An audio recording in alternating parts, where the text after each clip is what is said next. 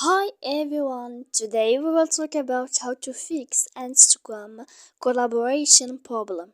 To know how to fix Instagram collaboration problem, you should just go to settings here as you see. And when you will see this page, you will go to apps here like this. After that, in this list, you should to go down here Instagram, application of Instagram as you see here.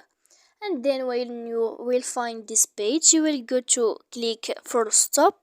When you will click for stop, you will go to storage and you will click. And here in this page, as you see, we will go to click clear cache. After that, you will click clear data as you see here, and then you can update your application. So please don't forget to support us by like and subscribe. See you next time.